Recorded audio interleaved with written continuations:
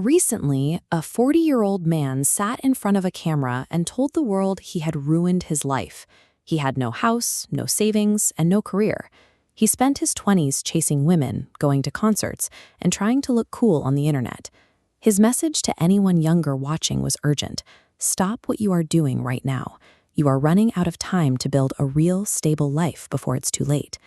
I am 74 years old, and I need to tell you something that man doesn't know. I didn't waste my life. I did everything right. I followed every rule, and I still ended up sitting alone in a quiet house, wondering if I ever actually lived at all. Following the rules does not protect you. You can build exactly the life you are supposed to build, check every single box to make everyone proud, and still end up completely empty. I came of age in 1969. The world was cracking open.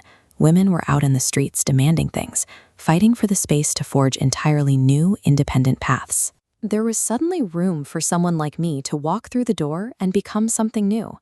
I stood at that door. I looked through it, and I could see what was on the other side, and I was completely terrified. So I turned around and walked straight back to safety. I have been paying for that choice for 52 years. When you prioritize safety over courage, when you retreat from the choices that scare you, that is the exact moment you begin living a stranger's life. Let me tell you what doing everything right looks like from the inside. I got married when I was 22.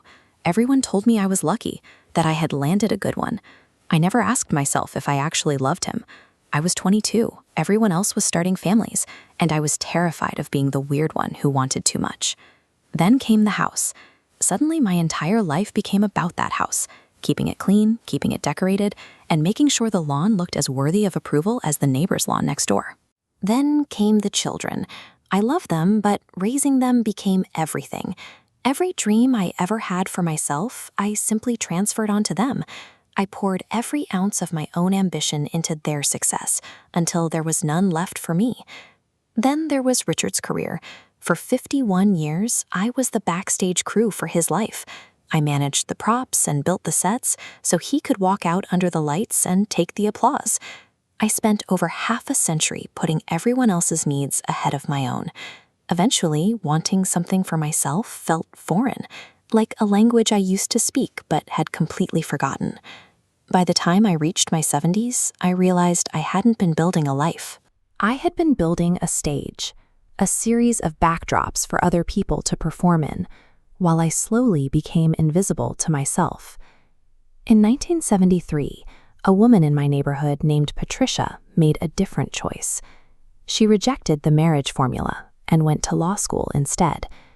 I remember everyone talking about her, predicting she would regret it and end up alone. I ran into Patricia about 10 years ago. She was a judge. She had traveled to 37 countries and had stories that made my jaw drop. When she talked about her life, her eyes were alive. When I talk about my life, I can only recite the children's accomplishments and how much the house is worth now. I talk about other people's lives because I don't have my own. I don't know if Patricia was always happy, but she possessed the singular power of building a life that actually belonged to her. 3 years ago, Richard died. When the funeral was over and the children went back to their lives, I was alone for the first time in 51 years. And I did not know who I was. I looked in the mirror and did not recognize the woman looking back. I had spent so long being a wife, a mother, and a model homemaker that I had no idea what I liked or believed. I had done everything right, and I had nothing that was mine. That 40-year-old man thinks he wasted his youth, and maybe he did, but at least he knows what makes him feel alive.